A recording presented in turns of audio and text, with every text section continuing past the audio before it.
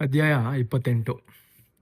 ಏನಯ್ಯ ಆಚಾರಿ, ನನಗೆ ಮನೆ ಒಳಗೂ ತಾಪತ್ರಯ, ಮನೆ ಮೇಲೂ ತಾಪತ್ರಯ, ಮನೆಯ ಹೊರಗೂ ತಾಪತ್ರಯ.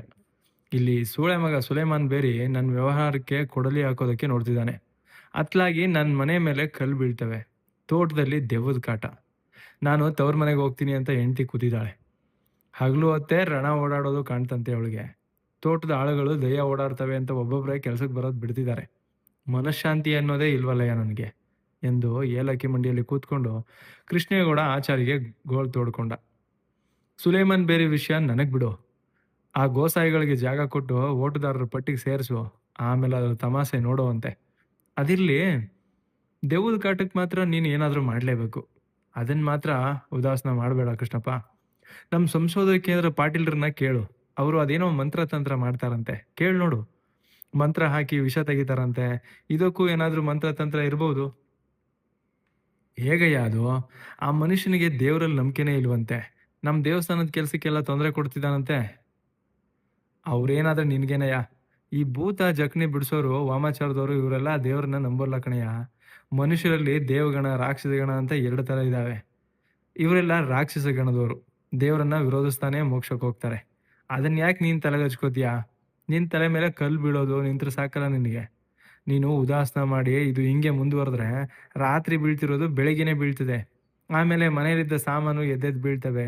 ಅನ್ನದಲ್ಲಿ ಪಾಯ್ಖಾನೆ, ಬೆಂಕಿ ಹತ್ಕೊಳ್ಳೋದು, ಹೀಗೆ ತರಾನು ತೊಂದರೆ ಆರಂಭವಾಗುತ್ತೆ ಎಂದ ಆಚಾರಿ.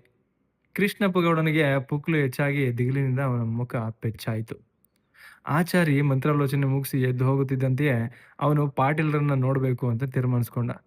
ಆದರೆ ಕೃಷ್ಣಪ್ಪ ಹೊರ ಹೋಗಬೇಕೆಂದು ಯೋಚಿಸ್ಕೊಂಡು ಎದ್ದಾಗ ಕೆಸರೂರಿನ ಇನ್ನೊಬ್ಬ ಕೀಚಕ ಆಗಮಿಸಿದ. ಕೆಸರೂರಿನ ತಮ್ಮಣ್ಣಗೌಡನು ಬ್ಯಾಂಕ್ ಕಾರ್ಯದರ್ಶಿ ರಾಮಾಚಾರಿಯು ಕರಟಕ ದಮಕರೆಂದು ಪ್ರಖ್ಯಾತರಾಗಿದ್ರು. ಕೆಸರೂರಿನ ಯಾವ ತರಲೆ ತಕರಾರುಗಳ ಮೂಲೆಗಳನ್ನು ಹುಡುಕಿದ್ರೂ ಅದು ಇವರು ಬಳಿ ಬಂದು ನಿಲ್ತಿತ್ತು. ತಮ್ಮಣ್ಣಗೌಡ ಕೃಷ್ಣಪ್ಪನ ಪೆಚ್ಚು ಮೋರೆ ನೋಡಿ, ಏನಯ್ಯ ಸಮಾಚಾರ ಎಂದು ಕೇಳ್ದ. ಕೃಷ್ಣಪ್ಪ ಆಚಾರಿಗೆ ಹೇಳಿದ್ದನ್ನೆಲ್ಲ ಮತ್ತೆ ತಮ್ಮಣ್ಣನಿಗೂ ವರದಿ ಮಾಡಿ ಗೋಳಾಡ್ದ. ಪಾಟೀಲ್ರನ್ನ ನೋಡ ಹೊರಟಿರುವುದನ್ನು ಅವನಿಗೆ ಹೇಳ್ದ. ಅದಕ್ಕೆ ತಮ್ಮಣ್ಣಗೌಡ ಅಸಡ್ಡೆಯಿಂದ, ಅದರಿಂದೇನೂ ಪ್ರಯೋಜನವಿಲ್ಲೆಂದು ಅವಜ್ಞೆ ಮಾಡಿ, ಇದೆಲ್ಲ ನಮ್ಮೂರ ಹರಿಜನರ ಕೆಲಸವೆಂದು, ಹರಿಜನರ ಧರ್ಮಗುರುವಿನಂತಿದ್ದ ಹೊಲೆರ ಮಾಯಿಯನ್ನ ಬಿಟ್ಟು ಅವರು ಈ ಕೆಲಸ ಮಾಡಿಸ್ತಿದ್ದಾರೆಂದು ಕರಾರುವಕ್ಕಾಗಿ ಎಲ್ಲ ತಿಳಿದವನಂತೆ ಬೊಗಳ್ದ. ಮೊದಲೇ ಸಮಸ್ಯೆಗಳ ನಡುವೆ ತಲೆ ಕೆಡಿಸ್ಕೊಂಡು ಕುಳಿತಿದ್ದ ಕೃಷ್ಣಪ್ಪನನ್ನ ತಮ್ಮಣ್ಣ ಸಂಪೂರ್ಣ ದಿಕ್ಕು ತಪ್ಪಿಸ್ದ. ಈ ರೀತಿ ತಮ್ಮಣ್ಣ ಹರಿಜನರ ಮೇಲೆ ಕತ್ತಿ ಮಸೆಯಲು ಕಾರಣ, ಕೆಲವೇ ಗಂಟೆಗಳ ಹಿಂದೆ ಅವನು ಉದ್ಭವ ವೆಂಕಟೇಶ್ವರ ಸ್ವಾಮಿ ಭಕ್ತಾಗ್ರಣಿಗಳಲ್ಲಿ ಒಬ್ಬನಾದ ರಾಮಾಚಾರ್ಯ ಸಂಗಡ ಹರಿಜನರ ಕೇರಿಗೆ ಭೇಟಿ ಕೊಟ್ಟದ್ದೇ ಆಗಿತ್ತು. ರಾಮಾಚಾರಿ ಯಾವತ್ತೂ ಹರಿಜನರ ಕೇರಿಗೆ ಹೋದವನೇ ಅಲ್ಲ. ಆದರೆ ಹರಿಜನರೆಲ್ಲ ಸಾಬರ ಜಾತಿಗೆ ಸೇರಲು ಮಸಲತ್ ಮಾಡ್ತಾ ಇದ್ದಾರೆ ಎನ್ನುವ ವದಂತಿ ಇವನು ಕಿವಿಗೆ ಬಿತ್ತು. ಆ ವರ್ತಮಾನ ಇವನಿಗೆ ಬಂದುದು ಇನ್ನೊಂದು ರಾಷ್ಟ್ರೀಯ ಬ್ಯಾಂಕ್ ಮ್ಯಾನೇಜರ್ ಶ್ರೀನಿವಾಸರಾಯರ ಬಾಯಿಂದ. ಶ್ರೀನಿವಾಸರಾಯ ಸರ್ಕಾರದ ಆದೇಶದ ಮೇಲೆ ಗಿರಿಜನರಿಗೆ ಸಾಲ ನೀಡಬೇಕೆಂಬ ನಿರ್ಬಂಧಕ್ಕೆ ಸಿಕ್ಕಿದ್ದ. ಅವನು ಮತ್ತು ಕೆಸರೂರಿನ ವೆಟರ್ನರಿ ಡಾಕ್ಟರು ಸೇರಿ ಒಂದಷ್ಟು ಜನ ಒಲೆಯರನ್ನು ಹಿಡಿದು ಉಸಲಾಯಿಸಿ ಹೆಬ್ಬೆಟ್ಟೊತ್ತಿಸ್ಕೊಂಡು ಒಂದಷ್ಟು ಹಂದಿ ಮರಿಗಳನ್ನ ಕೊಡಿಸಿ ಮಿಕ್ಕ DIR ಸಾಲವನ್ನೆಲ್ಲ ಗುಳುಂ ಮಾಡಿದ್ರು. ಹೊಲೆಯರು ಇವರಿಬ್ರು ಪುಸಲಾಯಿಸಿ ಸಾಲಕ್ಕೆ ಹಂದಿ ಮರಿ ಕೊಡಿಸಿದ್ದನ್ನು ನೋಡಿ ಅದನ್ನ ಮುಫತ್ತೆಂದೇ ತಿಳಿದು ಸಾಲದ ಯಾವ ಕಂತನ್ನೂ ತೀರಿಸುವ ಗೋಜಿಗೆ ಹೋಗಲಿಲ್ಲ.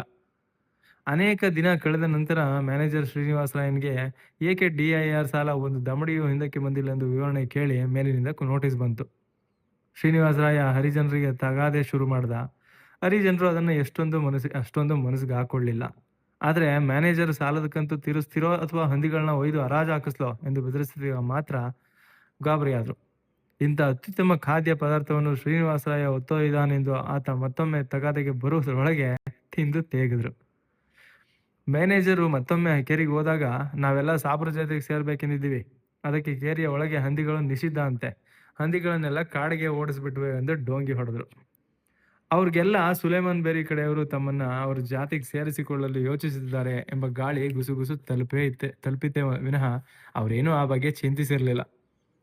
ಹಂದಿಗಳು ಮಾಯವಾದುದಕ್ಕೊಂದು ವಿದ್ಯುಕ್ತ ವಿವರಣೆ ಬೇಕಿತ್ತು. ಅದಕ್ಕೋಸ್ಕರ ಒಂದು ಕಾರಣ ಹುಡುಕಿ ಹೇಳಿದ್ರು ಅಷ್ಟೆ. ಶ್ರೀನಿವಾಸರಾಯನು ವೆಂಕಟೇಶ್ವರ ಭಕ್ತರ ಗುಂಪಿನವರಾದ್ರಿಂದ ಅದನ್ನ ರಾಮಾಚಾರಿಗೆ ಹೇಳ್ದ. ರಾಮಾಚಾರಿ ಕೆಸರೂರಿನ ಬೆರಳೆಣಿಕೆಯಷ್ಟಿದ್ದ ಬ್ರಾಹ್ಮಣರ ಮುಂದಾಳು. ಅವರ ಬ್ರಾಹ್ಮಣ ಉಳಿಸಲು ಕಟಿಬದ್ಧನಾಗಿ ನಿಂತಿದ್ದವ. ಜಾತಿಗಳನ್ನ ಒಂದ್ರ ಮೇಲೊಂದು ಎತ್ಕಟ್ಟಿ ಬ್ರಾಹ್ಮಣರ ಹಿತಾಸಕ್ತಿ ಕಾಪಾಡುವುದರಲ್ಲಿ, ಬ್ರಾಹ್ಮಣರ ವಿರುದ್ಧ ಶೂದ್ರರು ಎಗರು ಬಿದ್ದಾಗ ಶೋಷಣೆ ಮಾಡುತ್ತಿದ್ದವರು ಒಕ್ಕಲಿಗರು ಲಿಂಗಾಯತರೆ ಎಂದು ಹರಿಜನರನ್ನ ಅವ್ರ ಮೇಲೆ ಎತ್ಕಟ್ಟದ. ಬೇಸಾಯಗಾರರೆಲ್ಲ ಒಟ್ಟಾದಾಗ ಇವರೆಲ್ಲ ಭೂಮಾಲೀಕರು, ಭೂರಹಿತ ಕೃಷಿ ಕಾರ್ಮಿಕರನ್ನ ಶೋಷಿಸುತ್ತಿದ್ದಾರೆ ಶೋಷಿಸುತ್ತಿದ್ದಾರೆ ಎಂದು ಕಮ್ಯುನಿಸ್ಟ್ ಪಕ್ಷವೊಂದನ್ನು ಮಾಡಿ ಭೂರಹಿತರನ್ನು, ತೋಟದ ಆಳುಗಳನ್ನು ಬೇಸಾಯಗಾರರ ಮೇಲೆ ಎತ್ಕಟ್ಟದ. ಈ ಸಾರಿ ಇವನ ಜಗದ್ಗುರುಗಳು ಬಂದಾಗ ಏನಾದರೂ ಮಾಡಿ ಅವರನ್ನ ಹೊಲಗೇರಿ ಕರ್ಕೊಂಡು ಹೋಗಿ ಹರಿಜನರನ್ನ ಅವ್ರ ಕಾಲಿಗೆ ಬೀಳಿಸ್ಬೇಕೆಂದು ಯೋಚಿಸಿದ್ದ. ಇದರಿಂದ ಹರಿಜನರನ್ನ ತಮ್ಮ ತೆಕ್ಕೆಗೆ ಹಾಕಿಕೊಂಡು ತಾಲೂಕು ಬೋರ್ಡ್ ಚುನಾವಣೆಗಳಲ್ಲಿ ಮುಂದಾಗಬೇಕೆಂದು ಅವನ ಆಸೆ. ಆದರೆ ಶೂದ್ರರಲ್ಲಿ ಜಗಳ ಹಚ್ಚಿ ಹಾಕುವುದರಲ್ಲಿ ಅವನು ಸಫಲನಾದರೂ ಅವರ ಎಲ್ಲ ಗುಂಪುಗಳು ಬ್ರಾಹ್ಮಣರನ್ನ ಗುಮಾನಿಯಿಂದ ನೋಡುವುದನ್ನು ಬಿಡಲೇ ಇಲ್ಲ.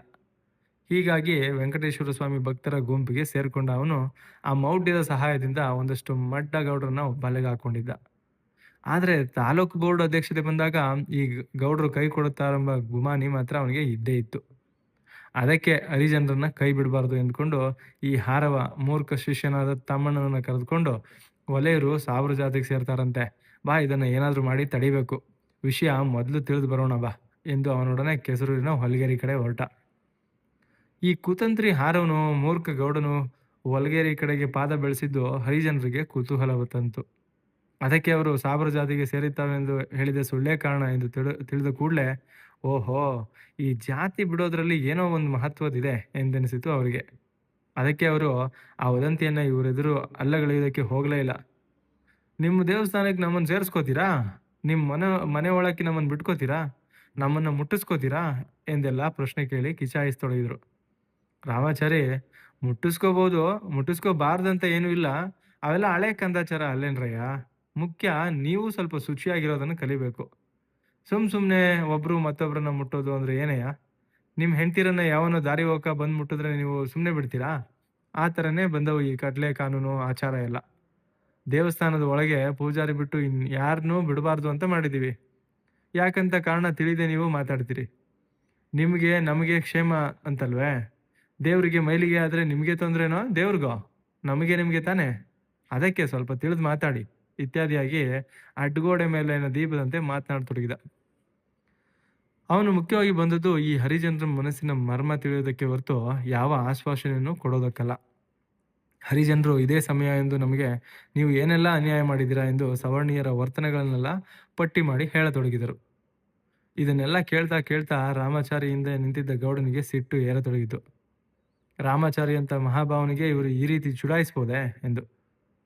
ಹೌದ್ರೋ ಬಡಿ ಮಕ್ಳ, ನೀವು ಹೇಳಿದ್ದೆಲ್ಲ ನಿಜಾನೇ. ಯಾರಲ್ಲೊಂದವರು ನರ್ಮನ್ಷ ಇರೋ ಕಡೆ ನಡೆಯೋವೇ ಅವೆಲ್ಲ. ಹಂಗಂತ ನೀವು ಜಾತಿನೇ ಬಿಡ್ತೀವಿ ಅಂತೀರೇನ್ರೋ? ಅದು ಮಾಡಿದ್ದೀವಿ ಇದು ಮಾಡಿದ್ದೀವಿ ಅಂತಿರಲ್ಲ. ನಿಮ್ಮ ತಾತ ಮುತ್ತಾತನ ಕಾಲದಿಂದ ಅನ್ನ ಕೊಟ್ಟು ಸಾಕಿದ್ದು ಯಾಕೆ ನಿಮ್ಮ ಬಾಯಿಗೆ ಬರಲ್ಲ ಎಂದು ಏರದನಿಯಲ್ಲಿ ವಾದ ಕೇಳಿದ. ಹರಿಜನರಿಗೆ ಅನ್ಯಾಯ ಮಾಡಿದರೂ ಸಹ ಹರಿಜನರೊಡನೆ ಸಮಾನ ಮಾಧ್ಯಮ ಮತ್ತು ಸಂಬಂಧಗಳನ್ನು ಉಳಿಸ್ಕೊಂಡಿದ್ದವನು ಅವನೇ. ಹರಿಜನರ ಮಾತುಗಳಿಗೆ ಸ್ಪಂದಿಸುತ್ತಿದ್ದು ಅವನ ಹೃದಯವೇ. ಏನ್ ಸಾಕಿದ್ರೆ ನಮ್ಮ ಅಜ್ಜ ಮುತ್ತಾಜನ ಕಾಲದಿಂದ ಮುಕ್ಲಿ ಬಗ್ಸ್ ದುಡಿದ್ರು ಇವತ್ತಿಗೂ ಅರೆ ಹೊಟ್ಟೆ ಅರಕ್ಲು ಬಟ್ಟೆ ಕಾಣೋದಿಲ್ಲೇನು? ಮತ್ತೇನ್ ನಾವೇನ್ ಚಿನ್ನದ ಕಿರೀಟ ತಲೆ ಮೇಲೆ ಹಾಕೊಂಡು ತಿರುಗ್ತಿದೀವಾ? ಉಂಡು ಬಳ್ಳೆಗೆ ಹಣ್ಣು ತಿರುಗಿಸೋ ಜಾತಿ ನೀವು. ಇಷ್ಟು ದಿನ ನಾವು ಬೇಕಿತ್ತು, ಈಗ ಆ ದನ ತಿನ್ನೋ ಹಲಾಲ್ಕೋರರ ಜೊತೆ ನಂಟಸದಿಗೆ ಹೋಗ್ತಿದ್ದೀರಾ? ತಿಂದ್ರೇನಾತು, ನಾವು ತಿಂತೀವಿ, ಅವರು ತಿಂತಾರೆ. ಅದಕ್ಕೆ ಮತ್ತೆ ಮೈ ಕೈ ಮುಟ್ಟಬೇಡಿ, ದೂರ ನಿಲ್ಲಿ ಅನ್ನೋದು ಎಂದು ವ್ಯಂಗ್ಯವಾಗಿ ತಮ್ಮಣ್ಣ ನುಡಿದಿದ್ದು 3-4 ಜನ ತರುಣರಿಗೆ ಕೋಪ ತರಿಸ್ತು. ರಾಮಾಚಾರಿ ತಡೀರಿ ಎನ್ನುತ್ತಿದ್ದರು ಲೆಕ್ಕಿಸದೆ ಅವರು ಜಗಳಕ್ಕೆ ಮುಂದಾದ್ರು. ಒಬ್ಬ, ನೀವು ತಿನ್ನೋ ಹಂದಿ ತಿಂತೀರಿ, ಅದು ಮಾತ್ರ ಭಾಳ ರುಚಿನಾ ಎಂದ. ಒಲೆ ಹುಡುಗಿರು ತೋಟದಾಗ ಬಂದ್ರೆ ಹಿಡಿಯಕ್ಕೆ ಹೋಗ್ತೀರಿ ಎಂದ ಮತ್ತೊಬ್ಬ. ನಮ್ಮ ಹುಡುಗಿರು ಮರ್ಯಾದೆಯಲ್ಲಿ ಕೆಲಸ ಮಾಡಿಕೊಂಡು ಗ್ರಾಸ್ತನ ಮಾಡ್ದಂಗೆ ಇಲ್ಲ ಎಂದ ಇನ್ನೊಬ್ಬ. ರಾಮಾಚಾರಿ ಎದುರು ವಾದದಲ್ಲಿ ತನ್ನನ್ನು ಸೋಲಿಸುತ್ತಿರುವುದಲ್ಲದೆ ತಮ್ಮ ಪೋಲಿ ಕೆಲಸಗಳನ್ನೆಲ್ಲ ಎತ್ತಿ ರಾಮಾಚಾರಿ ಎದುರು ಮರ್ಯಾದೆ ತೆಗೆಯುತ್ತಿರುವುದನ್ನು ಕಂಡ ತಮ್ಮಣ್ಣಗೌಡ ಸಿಟ್ಟು ನೆತ್ತಿಗೇರಿತು. ಆತ ನಿಜಕ್ಕೂ ಹರಿಜನ ಹುಡುಗಿಯರ ಮೇಲೆ ಮೇಲ್ಜಾತಿಯ ತಾವು ಕೈಯಾಡಿಸುವುದು, ಸಂಬಂಧ ಇಟ್ಕೊಳ್ಳುವುದು ಅವರ ಮೇಲೆ ತಾವು ತೋರುತ್ತಿರುವ ಔದಾರ್ಯವೆಂದೇ ತಿಳಿದಿದ್ದ. ಈಗ ನೋಡಿದ್ರೆ ಹರಿಜನರು ಅದನ್ನ ಬಹಿರಂಗ ಮಾಡುತ್ತಿರುವುದಲ್ಲದೆ ಅವನ್ನ ಅಪರಾಧಿಗಳ ಪಟ್ಟಿಯಲ್ಲಿ ಲಿಸ್ಟ್ ಮಾಡ್ತಿದ್ದಾರೆ. ಮುಚ್ರೋ ಇವ್ರು ಕೇರಿ ಒಲ್ತಿರೇನ್ ಬಾರಿ ಅಪ್ಪ ಅಂತ ಗರ್ತಿರೋ. ಕೇರಿಲ್ಲ ಅರ್ಧಕ್ಕರ್ಧ ಅಡ್ಡ ಹುಟ್ಟಿದವ್ರನ್ನ ಇಟ್ಕೊಂಡು ನೀತಿ ಹೇಳಕ್ ಬರ್ತಾನೆ. ಈಗ ಹೋಗಿ ಸಾಬ್ರ ಜಾತಿಗೆ ಸೇರಿ ಲಬ್ಬೆ ಬ್ಯಾರಿಗಳೆಲ್ಲ ನಿಮ್ಮ ಹೆಂಗಸರನ್ನ ಕೆಡುಕೋತಾರಲ್ಲ, ಆಗ ಆ ಚಂದ ನೋಡಿ. ಬನ್ರಿ ಬನ್ರಿ ರಾಮಾಚಾರ್ರೆ, ಈ ಒಳಸುಳೆ ಮಕ್ಳ ಹತ್ರ ಏನ್ ಮಾತು ಎಂದು ಹರಿಜನರ ಮನ ನೋಯುವಂತೆ ಎಂದು ರಾಮಾಚಾರ್ಯನ ಕರೆಯುತ್ತಾ ಹಿಂದಿರುಗಿದ. ಹರಿಜನ ಯುವಕರಿಗೆ ಅವನನ್ನ ಕತ್ತರಿಸಿ ಹಾಕುವಷ್ಟು ಕೋಪ ನೆತ್ತಿಗೇರಿತ್ತು. ಆದ್ರೆ ಶತಮಾನದಿಂದ ತಗ್ಗಿ ಬಗ್ಗಿ ನಡೆದ ಅವರಿಗೆ ಮೇಲೆ ಬಿದ್ದು ಮಾರಾಮಾರಿ ಮಾಡುವಷ್ಟು ಧೈರ್ಯ ಇರಲಿಲ್ಲ. ಆದ್ರೆ ರಾಮಾಚಾರಿ ನಿರ್ಗಮನದ ನಂತರ ಹರಿಜನ ಯುವಕರಿಗೆ ಕೆಲವ್ರಿಗಾದ್ರೂ ತಮ್ಮ ಜಾತಿ ಬಗ್ಗೆ ಹೇಸಿಗೆ ಉಂಟಾಗಿತ್ತು. ರಾಮಾಚಾರಿಯ ಕುತಂತ್ರ ಬುದ್ಧಿಗೆ ಮಂಕು ಕವಿದಿತ್ತು. ಅವನಿಗೆ ಯಾರನ್ನು ದೋಷಿಸಬೇಕೆಂದೇ ತೋಚದಾಗಿತ್ತು. ಒಟ್ನಲ್ಲಿ ಈ ಮೂಢ ಗೌಡ್ನನ್ನ ಕಟ್ಟಿಕೊಂಡು ತಾನು ವಲಗೇರಿ ಕಡೆ ಬಂದುದೇ ತಪ್ಪಾಯಿತು ಅನ್ಕೊಂಡ. ಹಿಂದೂ ಧರ್ಮದಲ್ಲಿ ಜಾತಿ ಜಾತಿಗಳ ಮೇಲೆ ದ್ವೇಷ ಮೂಡಿಸುವಷ್ಟು ಸುಲಭವಾಗಿ ಸಾಮರಸ್ಯ ಮೂಡಿಸುವುದು ಸುಲಭವಲ್ಲ ಎಂದೆನಿಸಿತು ಈ ಕುತಂತ್ರಿ ಹಾರೂನಿಗೆ. ತಮ್ಮಣ್ಣ ಬಂದು ಕೃಷ್ಣೇಗೌಡನ ಹತ್ರ ಹರಿಜನರ ಮಾಯೇ ಈ ಕೆಲಸ ಮಾಡಿಸುತ್ತಿರುವುದು ಎಂದು ಚಾಡಿ ಹೇಳಲು ಈ ಘಟನೆಯೂ ಒಂದು ಮುಖ್ಯ ಕಾರಣ.